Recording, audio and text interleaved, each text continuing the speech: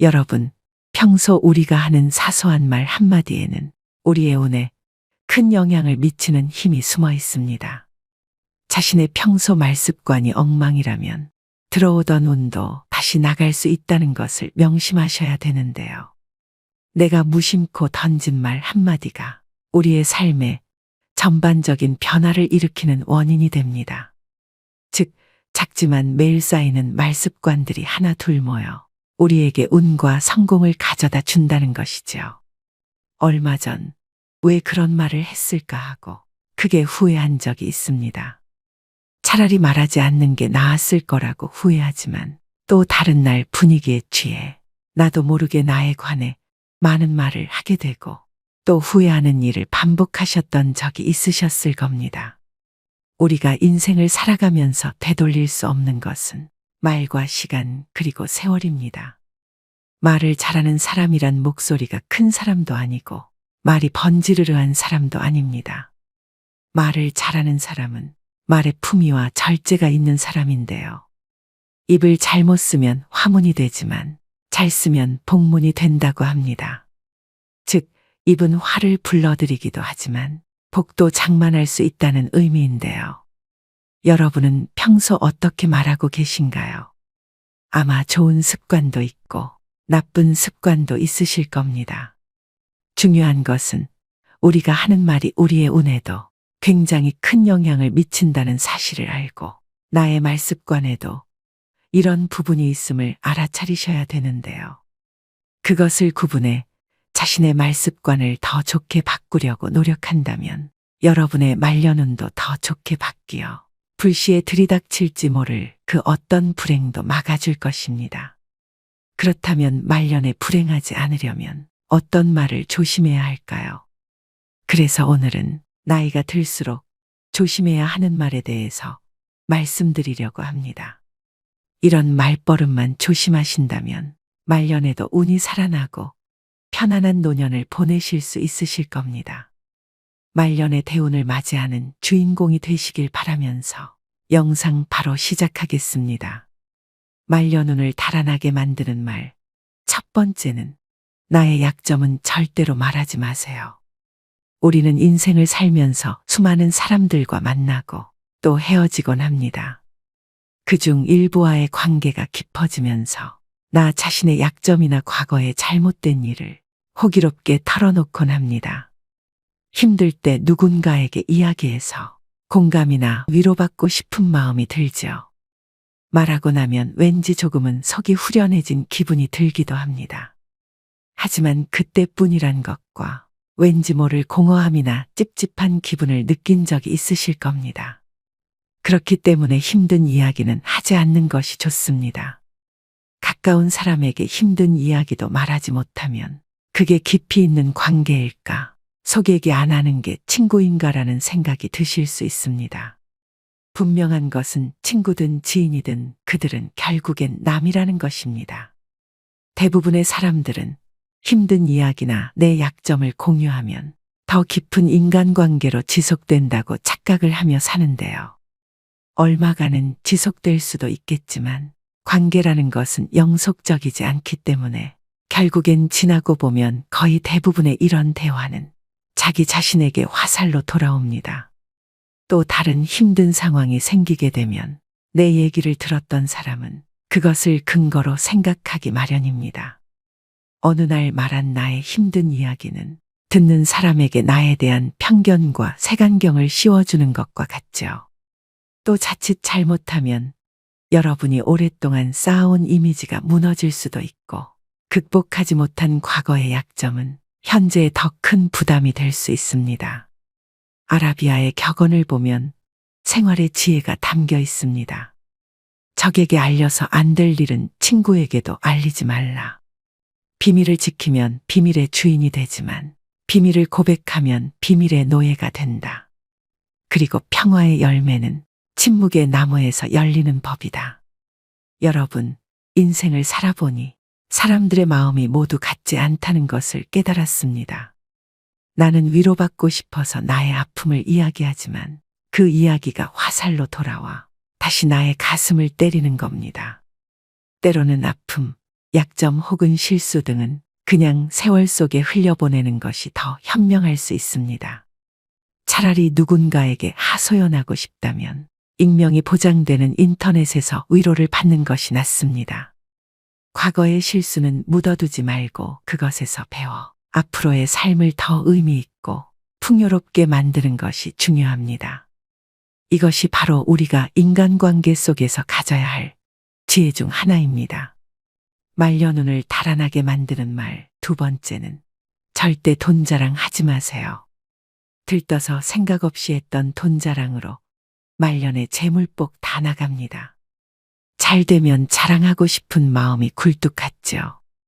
더욱이 요즘은 물질과 마음 둘 다 궁핍한 세상이다 보니 돈으로라도 자존감과 우월감을 남의 눈치 안 보고 누리고 싶은 마음도 당연합니다.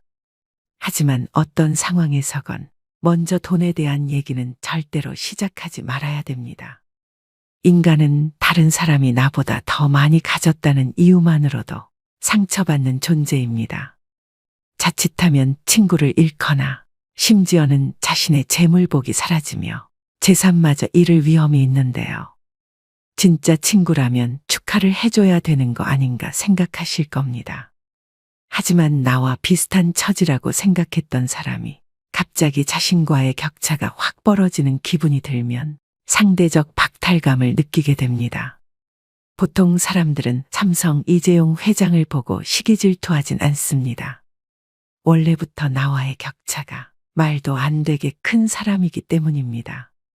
아무리 나이가 들어도 돈에 대한 욕심은 끝이 없습니다. 유튜브만 보더라도 심하게 짠내가 나거나 힘든 상황을 겪는 사람의 콘텐츠일수록 인기가 많은 맥락과도 같은데요. 이처럼 사람들은 자신보다 더 어려운 사람을 보고 자기 위안과 승리감을 맛보기도 합니다. 돈은 내가 많다는 걸 남이 알아도 문제이고 내가 적다는 걸 남이 알아도 문제입니다. 혹여나 친하게 지내는 사람이 돈을 빌려달라는 부탁을 거절함으로써 친구와의 관계가 손상되거나 돈을 빌려주었지만 돌려받지 못해 친구를 잃는 경우도 많습니다. 반대로 돈이 너무 없어 보여도 사람들이 멀리 할 수도 있으니 적당히 꾸미고 적당히 쓰면서 말년을 지내시는 게 가장 좋습니다. 여기서 가장 중요한 것은 돈을 어떻게 사용하고 어떻게 다루느냐입니다. 돈 얘기를 하면 안 되는 것은 자식도 마찬가지입니다. 자식들 결혼 자금이다, 사업 자금이다 하면서 노후 자산을 턱턱 내놓는 부모들이 많은데요. 자신은 백발이 성해지도록 여행 한번 제대로 못 가보고 입고 싶은 옷, 먹고 싶은 거 아껴서 자식 손에 쥐어주는 일은 절대 하지 마셔야 됩니다. 노후에는 나 자신만을 위해 사셔야 됩니다. 그것 또한 내 노후를 지키는 길임을 명심하시길 바랍니다. 말려눈을 달아나게 만드는 말 세 번째는 거짓말을 하지 마세요. 여러분, 나이가 들어도 사소한 거짓말을 하면서 임기응변으로 세상을 살아가는 사람들을 주위에서 종종 보았을 것입니다. 혹시 그런 사람을 보신다면 어떤 생각이 드시나요? 인생은 저렇게 살아야지 하는 생각이 드시나요? 아니면 왜 나이 먹고 저렇게 살고 있을까 하는 생각이 드시나요? 거짓말이 정말 큰 사기만 해당되는 것이 아닙니다. 아주 사소한 이야기라도 이것이 버릇이 된다면 정말 신뢰가 없는 사람이 될 것입니다. 어쩌다 상대와의 대화에서 말문이 막혀 거짓말을 하게 되는 경우도 있습니다. 또 어떤 상황을 회피하기 위해 거짓말을 하는 경우도 있죠. 하지만 지나고 보면 숨기고자 했던 모든 것이 다 탄로가 나고 사소한 거짓말에서 시작한 행동을 감추기 위해 걷잡을 수 없이 더 큰 거짓말을 하게 되는 경우도 허다합니다. 바로 눈앞의 현재의 상황을 피할 수 있을지 모르지만 거짓말은 더 큰 문제를 가져올 수 있습니다. 자신이 잘못한 상황이라면 정직하게 실수를 인정하고 사과하는 것이 중요합니다. 부처님 말씀에 내가 남에게 받고 싶은 대로 남을 대접하라고 했습니다. 내가 다른 사람에게 신뢰받고자 한다면 나 스스로 먼저 신임을 줄 수 있는 사람이 되어야 합니다. 그래야 말년에도 귀인을 만나 뜻밖의 기회가 생길지도 모를 일입니다. 말년운을 달아나게 만드는 말 네 번째는 나의 목표를 말하지 마세요. 여러분은 자신의 목표를 다른 사람에게 말하고 계신가요? 아무리 말년이라도 나의 긍정적인 목표를 굳이 남에게 말할 필요는 없습니다.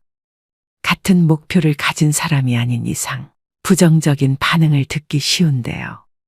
사람들은 훈수 두는 것을 좋아합니다. 나이 들어서 무슨 목표냐?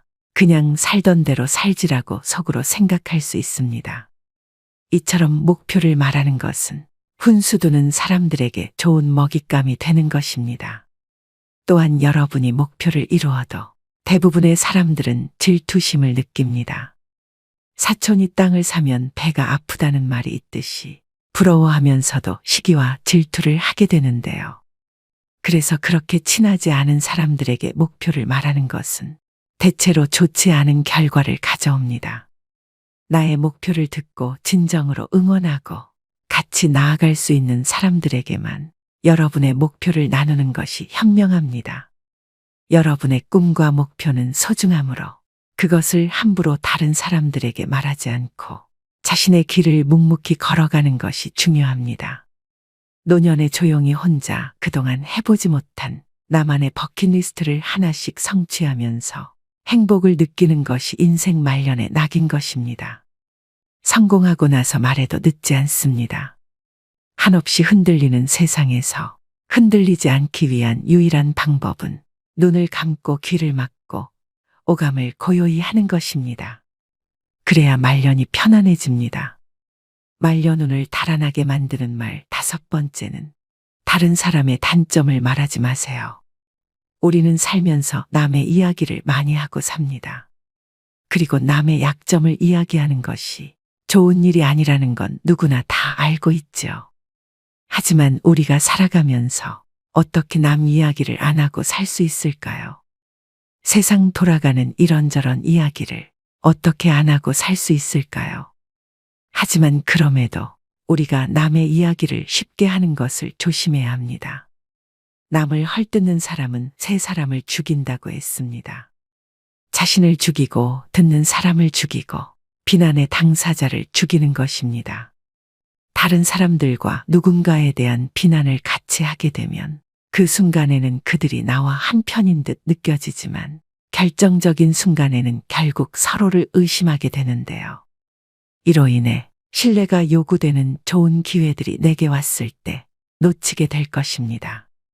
여러분들 주변에 기적적으로 내가 한 이야기를 무덤까지 가지고 갈 사람이 있다면, 남에게 절대로 말하지 않을 사람이 있다면 괜찮겠지만 그렇지 않다면 부디 남의 단점에 대해 입에 올리지 않는 게 좋겠습니다.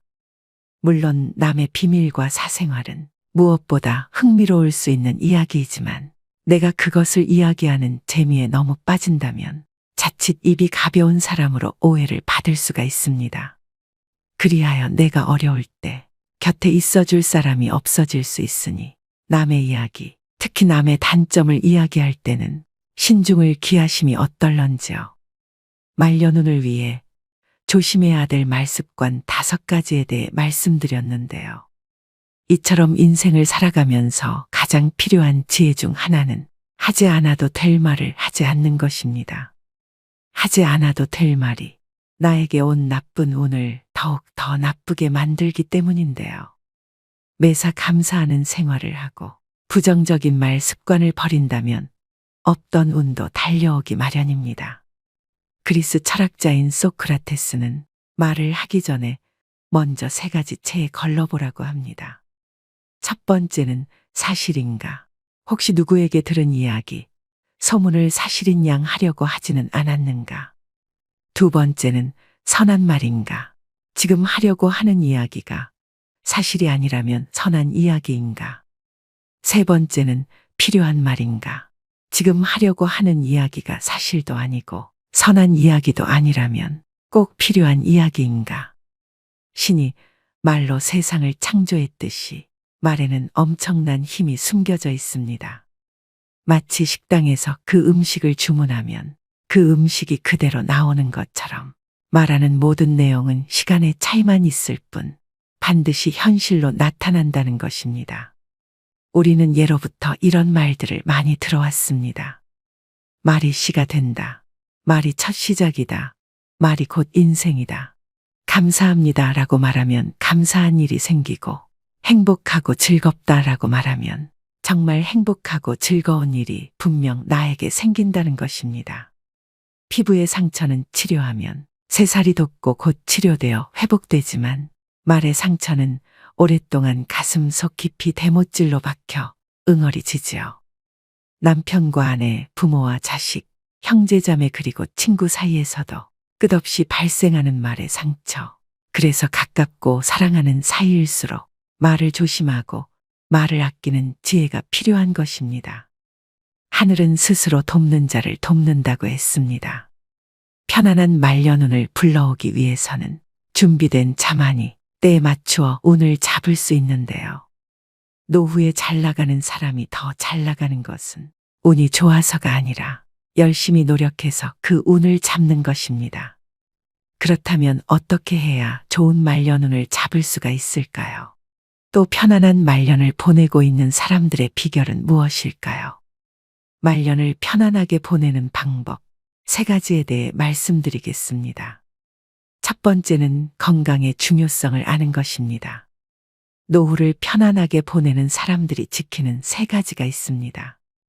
자신의 건강을 위한 운동, 지식의 축적을 위한 독서, 돈에 대한 투자. 이 중에 가장 으뜸으로 치는 것이 바로 운동이라고 합니다. 건강을 잃으면 다 잃는다는 말 참 많이 들어보셨을 겁니다. 하지만 실제 건강이 나쁘신 분들이라면 더 절실히 느끼실 겁니다. 우리는 건강할 때 더 건강해지도록 노력해야 합니다. 그럼 우리가 할 수 있는 운동은 어떤 것이 있을까요? 나이가 들수록 근력 운동은 매우 중요합니다. 한 연구조사에 따르면 노인 중 근력 운동을 하는 사람은 3명 중 1명에 그친다고 합니다.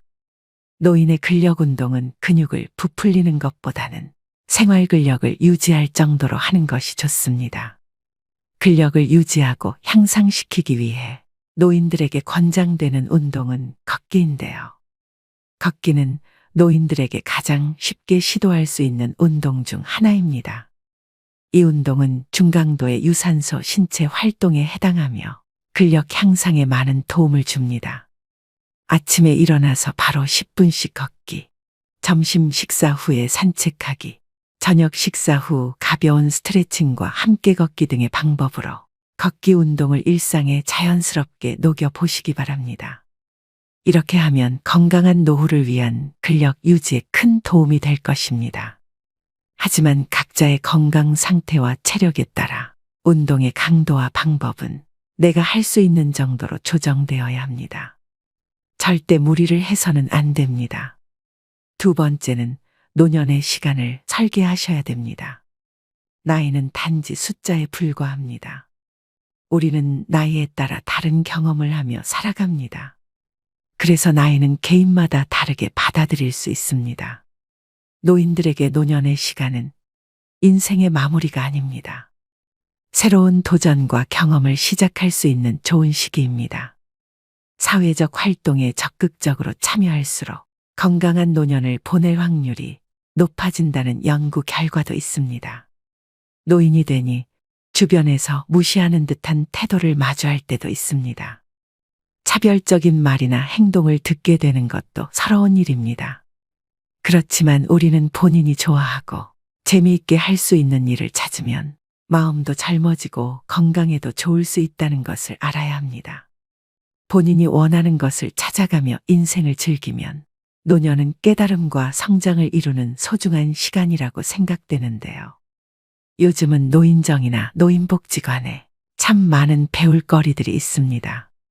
그동안 바쁘게 사시느라 배우고 싶어도 배우지 못했던 것들을 하나씩 찾아서 배워보는 것입니다. 혼자 있어도 외로움을 느낄 틈이 없습니다. 우리가 나이가 들면 친구는 줄어들고 몸은 노화가 시작되며 스스로 삶에서의 적당한 포기를 타협하면서 행동 반경이 확 줄어듭니다. 그러나 다르게 생각해 보면 노년이 되면 나에게 주어진 시간을 오롯이 나에게 쓸 수 있습니다.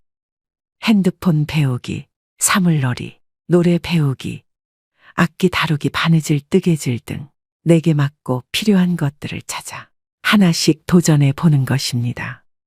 이런 활동을 통해 같은 취향을 가진 사람들을 만나고 함께 즐긴다면 자기 자랑하기 바쁜 친구들과의 의미 없는 수다보다 나 자신을 위해 정신적으로나 신체적으로 큰 도움이 될 것입니다.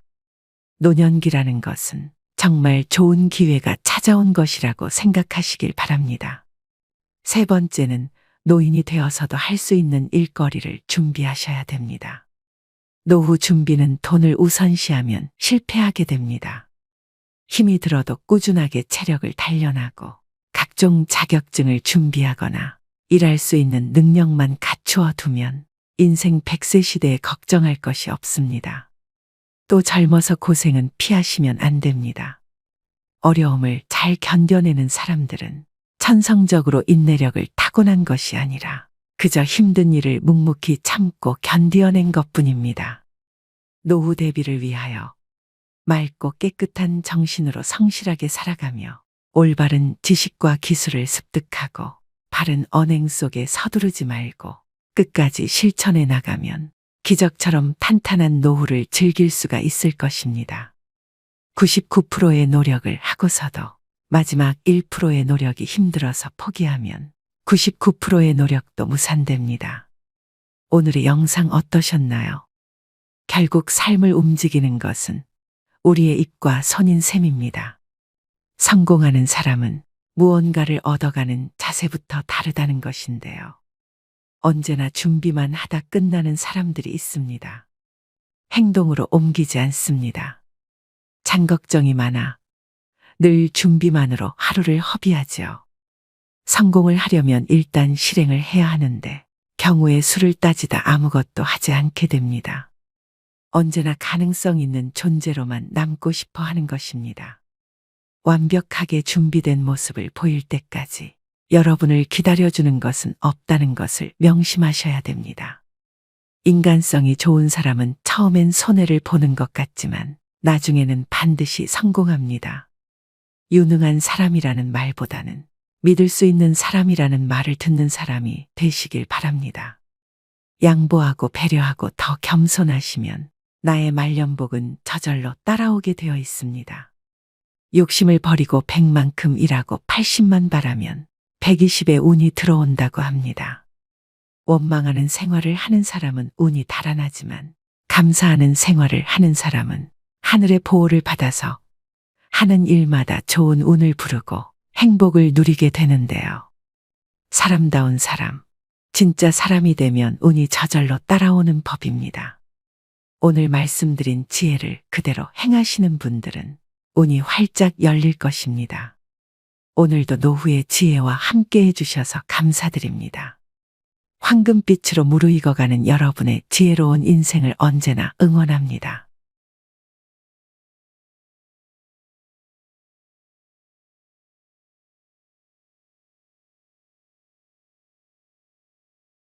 여러분, 이제 우리 민족 최대의 명절인 설날이 얼마 남지 않았습니다. 아무리 바쁘고 얽매인 현대 생활이라 할지라도 이날만큼은 잠시 잊어버렸던 부모를 찾고 흩어졌던 혈육이 한자리에 모여 서로 정을 나누면서 풍요로운 하루를 보내는 날인데요. 또 곡식과 과일로 조상들에게 차례를 올리시는 분들도 산소의 성묘를 다녀오시는 분들도 계실 겁니다. 그러나 요즘 조상 이야기를 하면 픽 웃어넘기는 사람들이 많습니다. 핵가족으로 점점 확산되어가는 세상에 살아있는 부모도 잊어버리는 판국인데 죽은 조상까지 기억한다는 것은 우스꽝스러운 일이라고 말하는 사람들도 있죠. 하지만 같은 혈통을 이어준 우리의 뿌리와 어찌 무관할 수 있을까요? 뿌리 없는 나무는 없듯이 조상 없는 자손은 없습니다. 부모를 잘 모시지 않고 조상님을 잘 대우해주지 않으면 우리는 결코 편안한 삶을 살 수가 없습니다. 여러분, 조상복이라는 것은 우리가 가질 수 있는 후천운 중 가장 중요한 요소 중 하나입니다. 조상은 돌아가신 뒤에도 반드시 여러분에게 음으로든 양으로든 영향을 주고 있습니다. 하여 과거 명당의 묘를 쓰면 후손이 번창한다고도 하였고 또 흉당의 묘를 쓰면 후손이 멸문하기도 한다고 했죠. 설날에 차례를 지내시는 분들은 조상님의 은덕을 추모하고 저 세상에서나마 이 세상에 사는 자손들을 지켜달라는 기원을 바치실 텐데요. 그 조상이 여러분에게 복을 주는 것, 그것이 바로 제사상을 바르게 차리는 것으로부터 시작을 한다는 것입니다. 마치 덩쿨이 있는 음식을 올리면 후손의 일들이 계속 꼬이고 막히게 된다는 말이 있는 것처럼 아무리 좋은 음식이라도 제사상에 절대 올리지 말아야 하는 그런 음식이 있습니다. 그래서 오늘은 제사상에 절대 올리면 안 되는 음식과 산소에 가져가면 조상덕을 볼 수 있는 음식을 각각 말씀드리려고 합니다. 오늘의 영상 끝까지 시청하셔서 조상님의 은덕인 조상복 절대 놓치시지 않길 바랍니다. 제사상에 절대 올리면 안 되는 음식 첫 번째는 복숭아입니다. 여러분, 이 복숭아는 귀신을 쫓는 과일입니다. 그래서 무당이 굿을 할 때나 귀신 들린 사람을 위하여 푸닥거리를 할 때에는 복숭아 나무 가지를 사용하곤 했다고 합니다. 봄에 복숭아 나무가 가장 먼저 양기를 최대치로 머금고 가지를 뻗기 때문에 동쪽으로 뻗은 복숭아 가지만 사용했다고 하는데요. 동쪽으로 뻗은 가지를 쓰는 이유는 태양은 동쪽에서 들기 때문에 가장 먼저 태양이 품고 있는 양기를 흡수하여 간직하기 때문입니다. 그래서 복숭아가 상에 올려지면 조상의 혼이 못 온다는 말이 있습니다.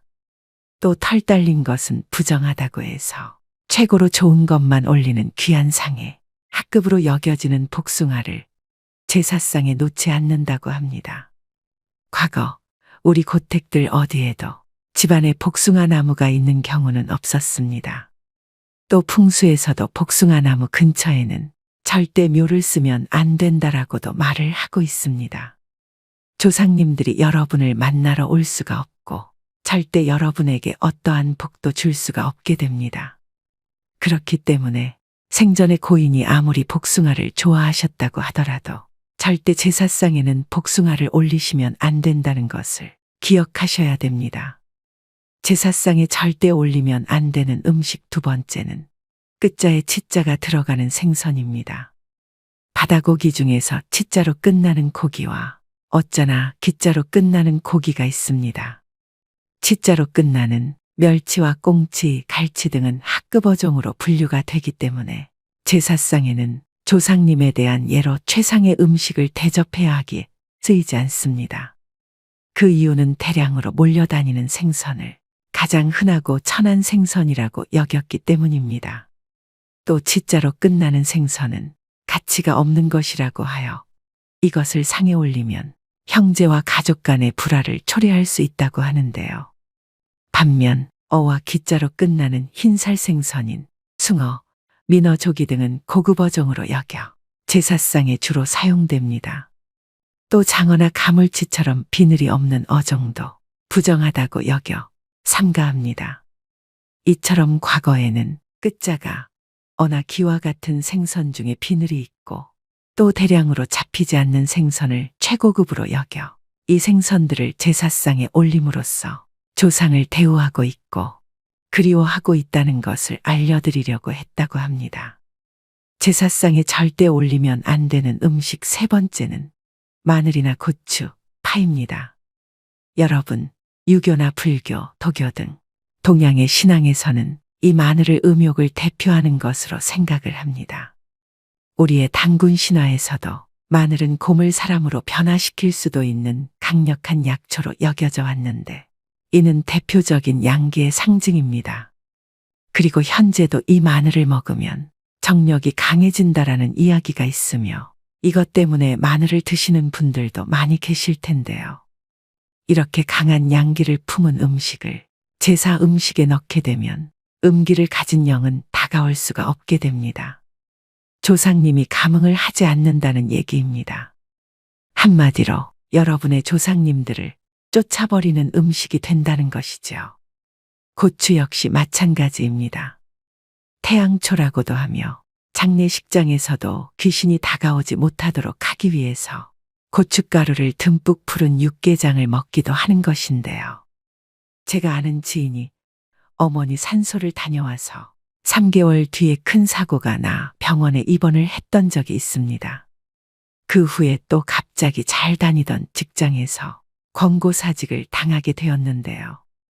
답답한 마음에 이리저리 원인을 찾아보니 어머니가 생전에 김치찌개를 좋아하셨다고 산소에 고춧가루를 듬뿍 넣은 김치찌개를 올렸다고 합니다. 여러분, 어떻게 생각하시나요? 조상님이 오다가도 빨간 음식을 보시고는 노하시게 됩니다. 이외에도 부추, 달래, 미나리, 후추 등 강하고 자극적인 것 역시 같은 이유로 제사 음식에 쓰지 않으셔야 합니다. 제사상에 절대 올리면 안 되는 음식 네 번째는 막걸리나 소주, 과일주입니다. 여러분, 제사에는 절대 탁한 것과 찌꺼기가 있는 것을 사용하지 않는 것이 예입니다. 제사에 쪽밤같이 변형된 음식을 사용하면 안 된다고 말을 하는 것은 그 후손이 자신에게 주어진 복을 얻지 못하고 변형된 삶, 즉 불행한 삶을 살아가게 된다는 것인데요. 그렇기 때문에 무조건 순수한 쌀로 빚은 곡주여야 하고 경건하고 맑은 술, 즉 청주 같은 것을 올리는 것이 원칙이라는 것이죠. 물론 지방 고유의 전통주들도 가능합니다. 지금까지 많은 분들이 그냥 편하게 막걸리를 사서 제사를 지내셨을 겁니다. 또 이렇게 말씀하시는 분들이 계실 텐데요. 에이, 그까짓 술이 다 술이지 무슨 의미가 있어라고 말입니다. 찌꺼기가 내려앉는 막걸리, 또 막 걸러서 먹는다고 하여 만들어진 막걸리는 그냥 일상에서 먹는 술이지 절대 정성과 의미를 따져야 하는 제사상에는 올려서는 안 되는 술임을 기억하셔야 됩니다. 제사상에 절대 올리면 안 되는 음식 다섯 번째는 붉은색의 곡물입니다. 붉은색이 들어간 대표적인 곡물이 바로 팥입니다. 동짓날에 팥죽을 먹는 것은 음기가 가장 강한 날인 동지에 이 양기 곡물인 팥으로 조화를 맞춘다는 의미가 있기도 하지만 사실 이 동지는 귀신들이 가장 많이 돌아다니는 날입니다. 이 팥이 귀신을 쫓는 곡물이기에 동지가 되면 사람들은 동지 팥죽을 쏘어 나쁜 귀신을 쫓고 집안이 평안하기를 기원하는데요. 팥시루떡이나 팥앙금이 들어간 떡 역시 제사상에 올리지 않고 보통 팥시루 대신 콩시루떡을 놓기도 합니다. 귀신을 쫓는 부적을 붉은색으로 만드는 이유도 같은 이치입니다. 이렇게 붉은색이 들어간 것은 과일을 빼고는 무조건 피하셔야 합니다. 여러분, 조상님들이 여러분의 융숭한 대접을 흐뭇하게 잘 받고 돌아가셔야 여러분들에게 은덕을 주실 수 있음을 명심하셔야 됩니다. 제사상에 올리면 조상복을 쫓는 음식 5가지에 대해 알려드렸는데요. 제사상이나 차례상을 차리실 때는 우리 아버지가 좋아했던 어머니가 살아생전에 맛있게 드셨던 음식 위주로 차리시면 됩니다. 우리 아버지가 보쌈을 좋아하셨으면 돼지고기 수육을 하시면 되고 어머니가 피자를 좋아하셨으면 피자를 올리셔도 상관은 없습니다. 다만 고인이 생전에 좋아하셨던 음식이라도 위에서 알려드린 음식 5가지만큼은 절대 올려놓으시면 안 됩니다. 꼭 기억하시길 바랍니다. 여러분은 보통 산소에 성묘 가실 때 어떤 음식을 가져가시나요? 조상님이 좋아했던 음식을 가져가시면 좋지만 그 음식만 가져간다면 큰 덕을 보기는 힘듭니다. 살아있는 사람과 마찬가지로 조상님들도 좋아하는 음식이 있는데요. 다가오는 설에 산소에 가실 때는 이것을 함께 가져가 보시기 바랍니다. 조상님이 감동해서 복과 재물을 내려주실 겁니다. 산소에 가져가면 조상덕을 보실 수 있는 음식 첫 번째는 삼색과일입니다. 이왕이면 산소에 다녀와서 일도 잘 풀리고 돈도 잘 벌면 좋겠죠. 우리 조상님들이 정말 흡족해 하시는 그런 과일이 있습니다. 옛날에는 제사를 지낼 때 홍동백서인 오색 과일에 맞춰서 제사를 지냈는데요. 지금은 홍동백서는 아니라도 삼색 과일은 꼭 맞춰서 들고 가셔야 됩니다. 사과, 배 그리고 감을 추천드립니다. 밤 대추는 생략하셔도 됩니다. 성묘의 과일을 준비한다는 것은 조상님들이 봤을 때 우리 자손들이 이렇게 구색을 갖춰서 챙겨왔구나. 정성이 담겨 있구나. 내가 뭐라도 도와줘야 되겠다. 이런 마음을 불러일으킨다고 합니다. 산소에 가실 때 과일은 생략하시는 분들도 계실 텐데 그렇게 하지 마시고 꼭 삼색 과일은 올리시라고 말씀드리고 싶습니다. 산소에 가져가면 조상덕을 보실 수 있는 음식 두 번째는 식혜입니다. 옛날에는 제사 지낼 때 식혜가 빠지지 않았습니다. 식혜를 만들어 보신 분들은 아시겠지만 정성이 어마어마하게 들어가는 음식인데요. 내가 직접 담지는 못하더라도 산소 가실 때 식혜 한 병을 꼭 사서 들고 가시길 바랍니다. 마지막으로 제사를 지내시거나 산소의 성묘를 하러 가실 때 이것만은 주의하셔야 되는데요. 좋은 덕을 받으러 갔다가 오히려 화를 입는 경우가 생길 수 있습니다. 첫 번째로 제사상을 차리기 전에는 반드시 집 청소를 하셔야 합니다. 여러분, 제사상 근처에 절대로 있어서는 안 되는 것이 바로 머리카락입니다. 물론 이 머리카락이 귀신을 쫓는다라는 의미도 있지만 사실 이것은 소홀한 마음입니다. 정성인 것이지요. 음식을 준비하는 정성과 음식을 차리는 정성이 바로 조상님에 대한 존중이고 예를 갖추는 것입니다. 제사상을 차리시기 전에 반드시 깨끗이 청소하셔야 됩니다. 그래야 여러분들의 정성과 염원이 조상님들에게 그대로 전달이 되어 여러분들은 조상복을 제대로 얻으실 수 있게 됩니다. 두 번째는 제삿날에는 절대 가족 간의 갈등을 보여서는 안 됩니다. 후손들의 화목한 모습 또 다정한 모습을 보여주어야 조상님들 역시 여러분에게 뭔가를 주고 싶어 하시게 됩니다. 그날 하루만큼은 절대 다투시거나 화가 나도 인상을 쓰지 마시길 바랍니다. 그것이 바로 조상복을 제대로 얻는 원칙입니다. 마지막 세 번째는 진짜 중요한 이야기입니다. 산소에 들고 가신 음식이 보통 남으실 텐데요. 그럼 아까워서 이걸 다시 집으로 가져오는 경우가 있습니다. 이런 경우는 탈이 날 수 있기 때문에 조심하셔야 됩니다. 산소로 나갔던 음식은 귀신들이 감흥을 한 번씩 했던 음식입니다. 그렇기 때문에 남은 음식을 들고 오시면 안 좋은 기운이 우리 집안에 따라 들어오게 됩니다. 상갓집에서 먹었던 음식이 맛있다고 집에 싸우는 것과 같은 이치입니다. 웬만하면 산소에 차렸던 음식은 거기서 모두 해결을 하고 집으로는 들고 오지 말아야 됩니다. 여러분, 고시래라고 다들 아실 겁니다. 제사가 끝난 뒤에 제사 음식을 조금씩 떼어서 밖에 놔두시죠. 산소에 가서도 고시래를 하시면 다양한 영들이 와서 거기서 먹고 자리는 끝이 납니다. 그렇기 때문에 산소 가실 때는 남은 음식을 밖에서 다 먹고 들어가시는 걸 추천드립니다. 오늘의 영상 어떠셨나요? 다가오는 명절이 모든 분들에게 같은 의미일 수는 없을 것입니다.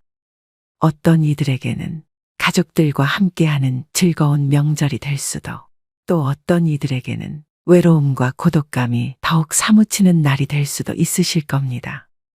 옆집은 하호 웃음꽃을 피우고 동네 가득 전 부치는 기름 냄새가 가득한데 열리지 않는 대문을 그저 바라보며 홀로 시간을 보내시는 분들도 계실 텐데요. 주변에 그런 분들이 계시다면 그날만이라도 서로 맛있는 음식도 나누고 말동무도 되어드린다면 모두가 더없이 풍요롭고 따뜻한 명절이 될 것입니다. 어려운 이웃을 외면하지 않고 조금의 관심이라도 표현해 주신다면 더 살기 좋은 세상이 될 것입니다. 저 또한 우리 구독자, 시청자분들이 댓글로 남겨주시는 값진 응원과 좋은 말씀들이 더 좋은 영상을 만들 수 있는 원동력이 됩니다.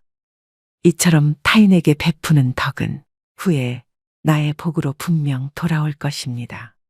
모든 분들이 따뜻하고 행복한 명절을 보내실 수 있게 기원 또 기원하겠습니다. 또 새해에는 복되고 즐거운 일들만 가득하시길 바랍니다. 더불어 오늘 알려드린 내용을 잘 숙지하셔서 잘 모르셨던 분들은 지금부터라도 제대로 하시고 실수를 범하는 일이 없도록 하셔야 됩니다. 모르는 것이 쌓이면 재앙이 와도 대처를 잘못해 고통이 크듯 조상을 잘못 모시면 그 끝은 자손들의 고난으로 이어진다는 것을 명심하셔야 됩니다. 모두 주의하셔서 집안의 번영을 얻으시길 바랍니다. 마지막으로 중년의 명절이란 시를 읽어드리면서 오늘의 영상 마무리하겠습니다. 말이 없다 해서 할 말이 없겠는가. 마음이 복잡하니 생각이 많을 수밖에. 고향 산마루에 걸터앉아 쓸쓸한 바람소리 듣노라니. 험난한 세상, 힘겨운 삶일지라도 그저 정직하게 욕심 없이 살라고 합니다. 어진 목소리, 메아리 같은 그 말씀. 가슴 깊이 새기며 살아왔기에 떳떳할 수 있고 후회 또한 없다지만 이렇게 명절이 다가오면 기쁨보다는 찹찹한 심정 어쩔 수 없습니다. 부모 형제 귀한 줄 네 모르겠는가마는 자식 노릇 부모 노릇 나이가 들수록 어른 노릇 사람 노릇 참으로 생각처럼 쉽지만은 않습니다. 세상은 뜻과 같지 아니하고 삶이란 마음 같지 아니하니 강물 같은 세월에 묻혀버린 내 젊은 날의 별빛 같은 꿈이여. 올해도 빈손으로 맞이하는 명절. 그래도 고향 생각 설레어 잠 못 들까 합니다. 오늘도 노후의 지혜와 함께 해주셔서 감사드립니다. 황금빛으로 무르익어가는 여러분의 지혜로운 인생을 언제나 응원합니다.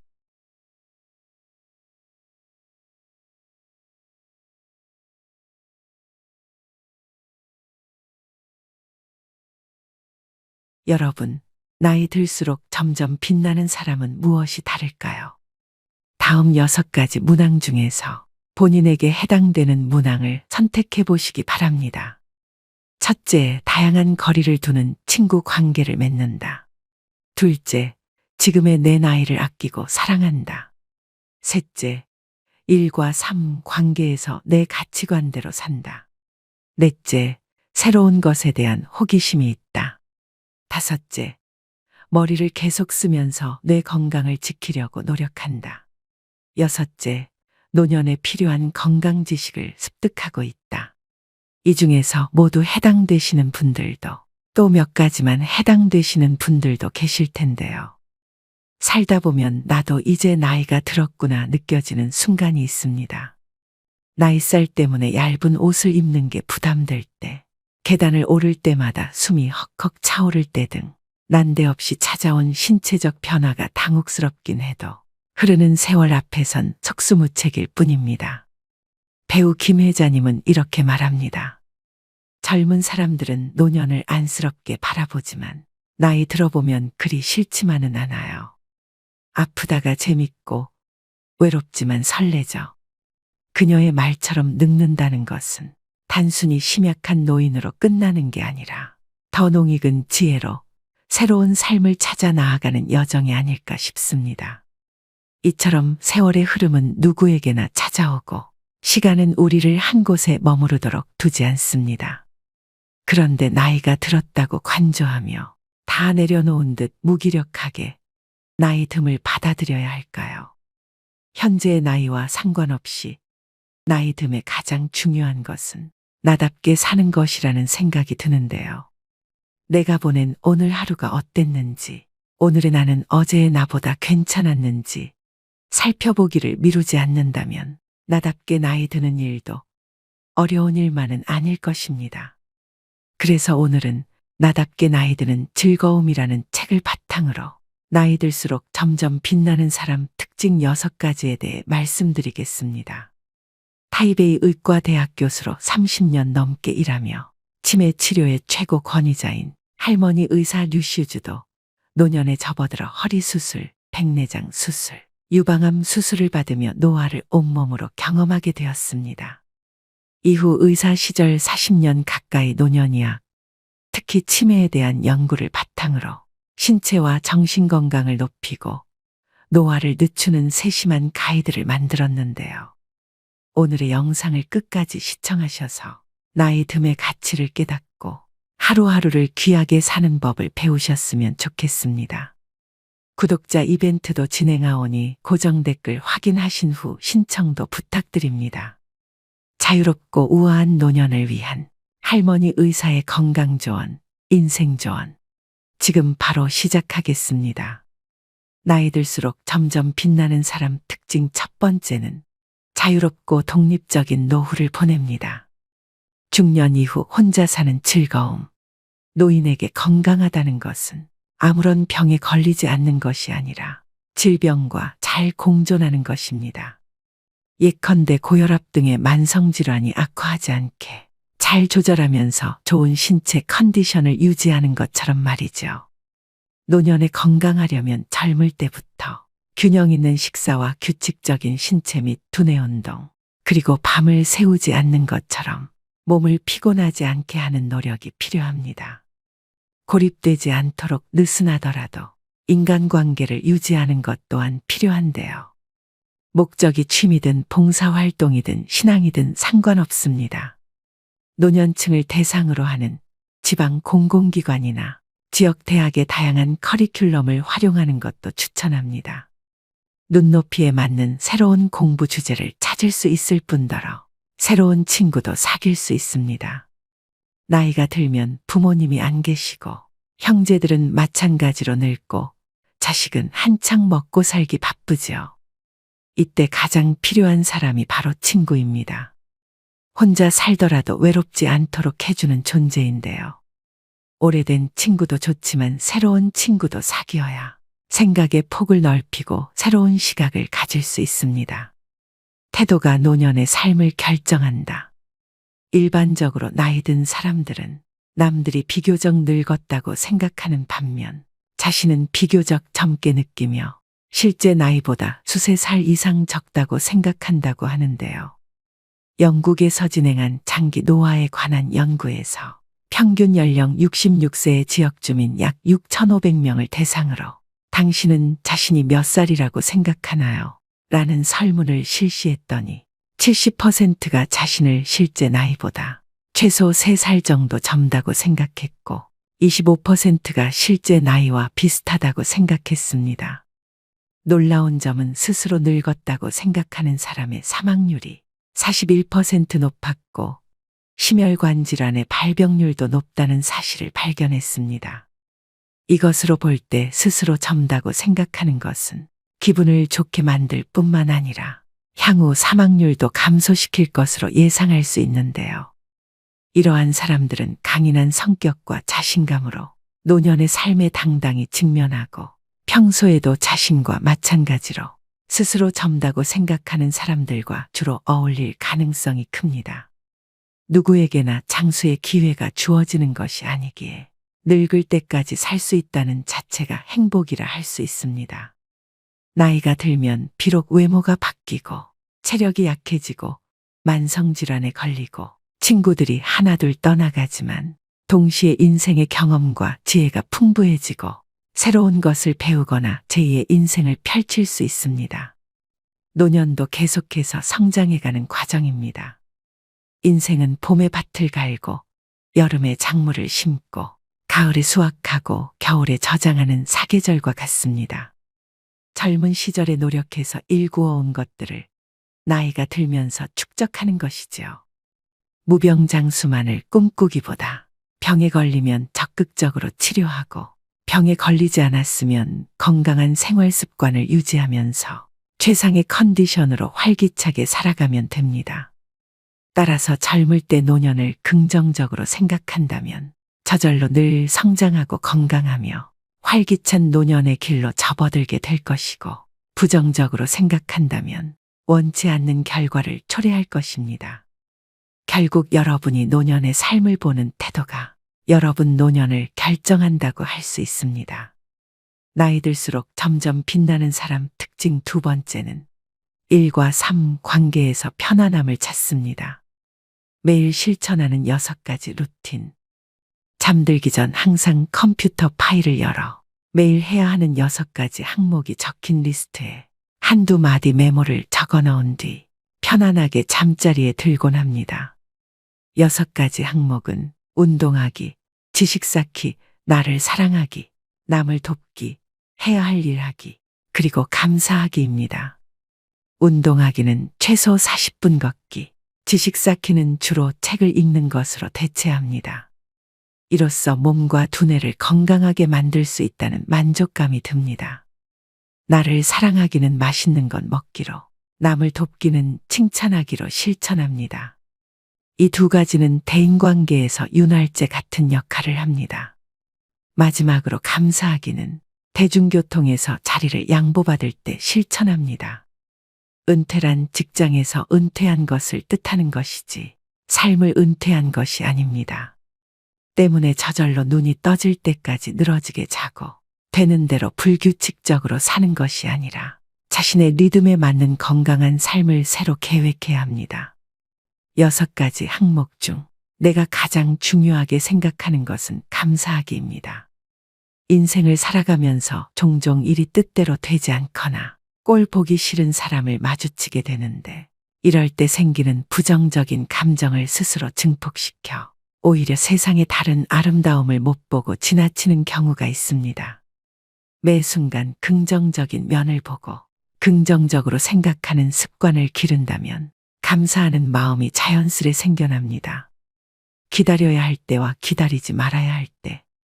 중년 이후 기다림이라는 것은 치료의 일환일 때가 있습니다.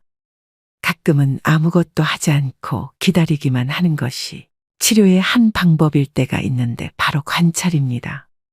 96세인 할머니 한 분이 집에서 넘어졌는데 눈에 보이는 외상은 없었지만 넘어지면서 벽에 머리를 부딪혔습니다.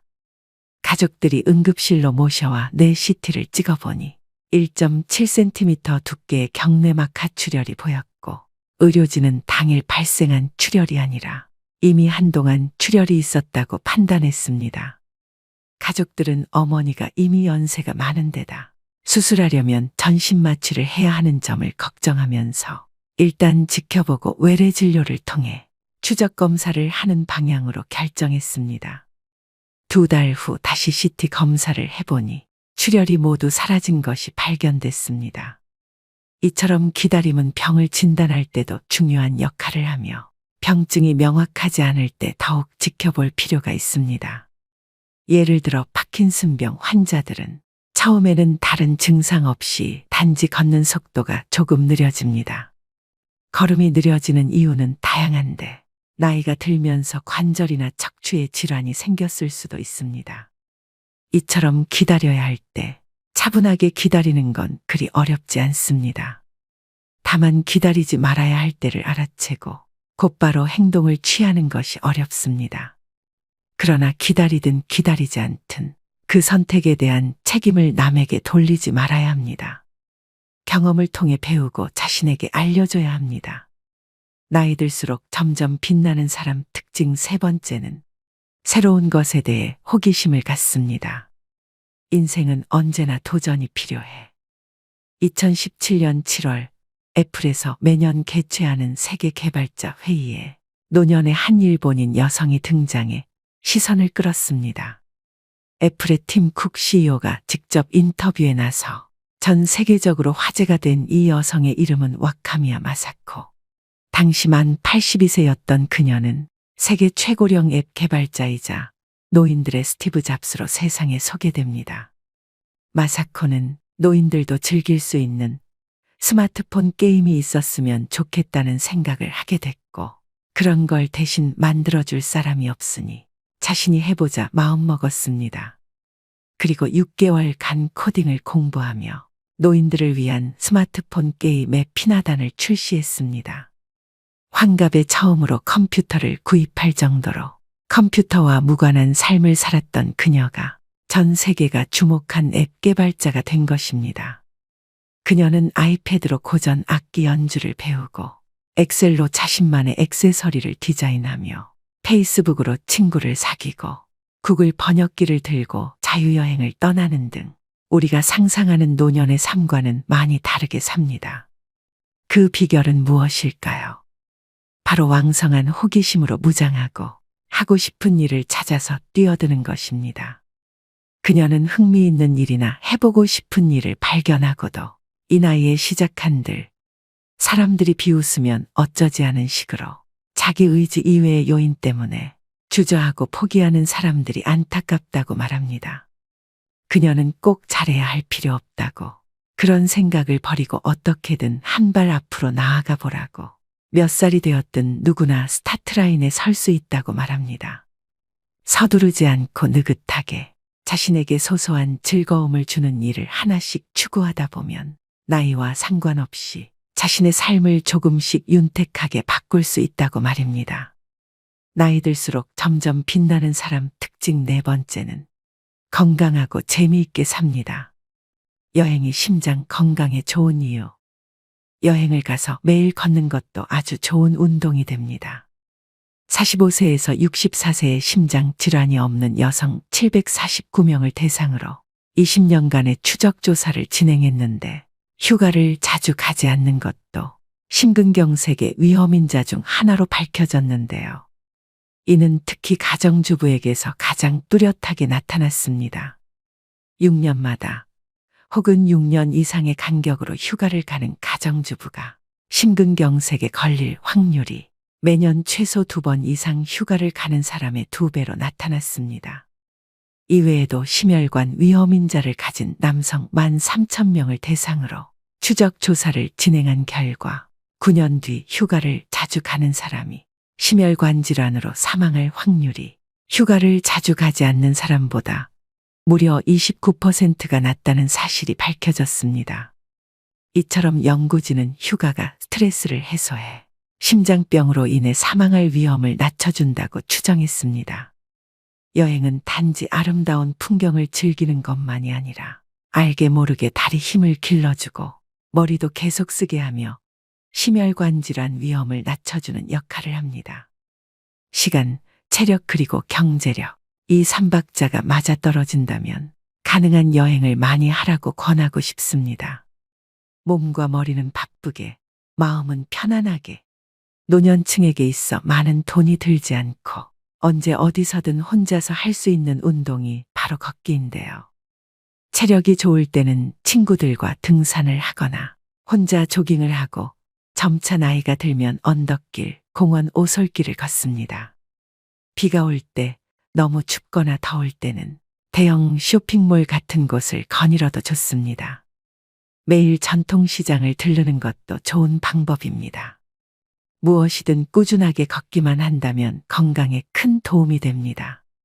규칙적인 운동은 기분을 좋게 하고 수면의 질을 높여줄 뿐만 아니라 균형 감각을 키워주어 덜 넘어지게 합니다.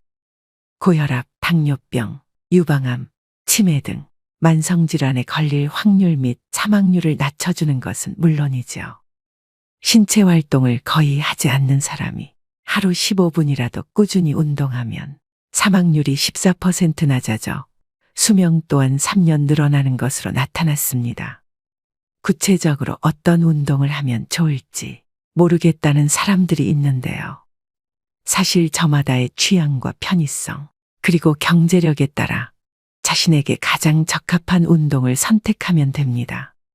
운동을 일상생활의 일부분으로 삼아야 꾸준히 지속할 수 있고 효과도 있기 때문입니다. 걷기, 유산소 운동, 스트레칭, 근력 운동, 자전거 타기, 계단 오르기 등 이 6가지 운동이 사망률을 7에서 22% 줄이는 데 효과가 있었습니다. 이것으로 볼 때 걷기가 얼마나 간단하면서도 효과적인 운동인지 알 수 있습니다. 나이 들수록 점점 빛나는 사람 특징 5번째는 머리를 많이 쓰고 많이 움직이고 사람들과 교류를 많이 합니다. 즐거운 식사가 치매를 막는다. 치매를 완벽하게 예방할 수는 없지만 의학문헌에서는 머리를 많이 쓰고 많이 움직이며 집안일을 많이 하고 사람들과 교류를 많이 하면 치매에 걸릴 위험을 낮출 수 있다고 말합니다. 은퇴한 노인들이 자녀의 결혼과 배우자와의 사별로 집에서 혼자 식사를 하거나 간단하게 외식을 하는 경우가 점점 많아지고 있는데요. 노년에는 되도록 가족이나 친구, 가깝게 지내는 지인과 함께 식사하는 것을 추천합니다. 차려지는 음식이 다양해질 뿐만 아니라 웃고 이야기하면서 서로 음식을 권하면서 자기도 모르게 골고루 많이 먹게 됩니다. 음식 투정하는 아이도 학교 식사 시간에 다른 아이들이 먹는 모습을 보면 저절로 밥을 먹게 됩니다. 이처럼 식욕은 서로 전염되기 마련입니다. 저는 60세부터 70세까지가 인생의 황금기라고 생각합니다. 은퇴를 해서 경제적으로 안정되고 자녀들도 독립해서 자유로울 뿐 아니라 신체 능력은 아직 쓸만해서 여기저기 다니기에도 수월합니다. 이때 잘 맞는 친구를 만나 자주 밥을 같이 먹는 루틴을 가지면 좋습니다. 심신 건강에 도움이 될 뿐만 아니라 함께 늙어갈 친구와 함께이니 치매를 예방하는 가장 즐거운 방법임이 틀림없습니다. 치매를 예방하려면 엄마 말을 들어라. 미국의 한 연구에서 치매를 앓고 있지 않은 약 20만 명을 대상으로 추적 조사한 결과 알츠하이머병 유전자가 있는 고위험군이라도 좋은 생활 습관을 가지고 있다면 발병률을 32% 낮출 수 있다는 것이 드러났습니다. 뻔한 말 같지만 좋은 생활 습관은 알츠하이머병을 예방하는 가장 좋은 방법이며 이러한 습관을 하루라도 빨리 가질수록 더 좋습니다. 인간의 뇌는 쓸수록 진화하고 안 쓸수록 퇴화합니다. 책 읽기, 신문 보기, 글쓰기, 노래 부르기 혹은 악기 연주하기 등은 모두 인지 기능을 많이 사용하는 활동입니다. 운동을 하고 싶다면 부담 갖지 말고 자신이 좋아하고 자신에게 맞는 운동을 찾아 꾸준히 하면 됩니다. 수영, 하이킹 등을 하거나 하루에 최소 40분씩 걷는 것처럼 말이죠. 정서적으로 안정을 유지하는 것 또한 중요합니다. 동호회, 자원봉사 혹은 종교활동에 적극적으로 참여해 사람들과 자주 교류하면 외롭거나 우울하지 않습니다. 흔히 말하는 지중해식 식사도 도움이 됩니다. 채소, 과일, 콩류, 견과류, 그리고 올리브 오일을 많이 섭취하셔야 됩니다. 이러한 방법들이 왠지 매우 익숙하지 않으신가요? 바로 어릴 때 늘 듣던 어머니의 잔소리와 같은데요. 의학문헌을 열심히 읽어본 후에야 알츠하이머병을 예방하는 방법이 다름 아닌 엄마 말을 잘 듣는 것이었다는 사실을 깨닫게 됩니다. 나이 들수록 점점 빛나는 사람 특징 6번째는 노년에 필요한 건강 지식을 습득합니다. 노년의 다이어트, 똑똑한 식습관은 무조건 적게 먹는 방법은 성공하더라도 요요가 오기 쉬운데요. 먹더라도 똑똑하게 먹어야 합니다. 뇌를 속임으로써 뇌가 포만감을 느껴 저절로 적게 먹게 되고 결국 목표 체중에 도달할 수 있는 방법 2가지가 있습니다. 첫 번째는 밥 먹기 30분 전에 먼저 과일이나 과자 등으로 배를 살짝 채우는 것입니다. 음식이 들어간 지 30분이 지나면 혈당이 올라가서 배고픔을 느끼지 않습니다. 이때 식사를 하면 자연스럽게 과식을 안 하게 되고 체내 인슐린도 비교적 안정됩니다. 어릴 때 어른들이 늘 하던 밥 먹기 전에 군것질하지 말아라는 말과 완전히 상반되는 팁인데요. 어릴 때는 성장을 위해 밥을 충분히 먹어야 키가 크지만 어른이 된 후에 밥을 지나치게 충분히 먹으면 몸은 그저 가로로만 자라기 때문입니다. 2번째는 천천히 꼭꼭 씹으셔야 합니다. 음식물이 구강 내에 오래 머무를수록 뇌는 음식물을 크게 인식하고 포만감을 느껴 결국 많이 먹지 않게 됩니다. 얼마나 오래 씹어야 할까요? 삼각김밥 하나를 먹는다 치면 최소 10분 이상 들여야 합니다. 평소 혼자 식사할 때는 한 입 먹을 때마다 스마트폰 혹은 3분 정도 TV를 시청해도 좋은데요. 이렇게 식사 시간을 늘리는 것이 전통적인 식사 방법은 아니지만 꽤 효과적인 방법입니다. 오늘의 영상 어떠셨나요? 산다는 건 좋은 거지. 수지 맞은 장사잔소. 가수 김국환님의 타타타의 가사 일부인데요. 이처럼 살다 보면 즐거울 때도 있지만 그렇지 않은 날도 많습니다. 노후에는 내가 살고 싶은 대로 내가 원하는 삶을 사는 것이 더할 나위 없이 행복해지는 길일 것입니다. 나이가 들어가고 있는 자신을 받아들이고 내가 무엇을 원하는지 내면의 소리에 집중하셔야 합니다. 자기 자신을 받아들이는 순간 인생의 쇄신과 갱신이 자연스럽게 일어납니다. 그렇다고 이 모든 것을 숙명처럼 받아들이며 자신을 방치하라는 말은 아닙니다.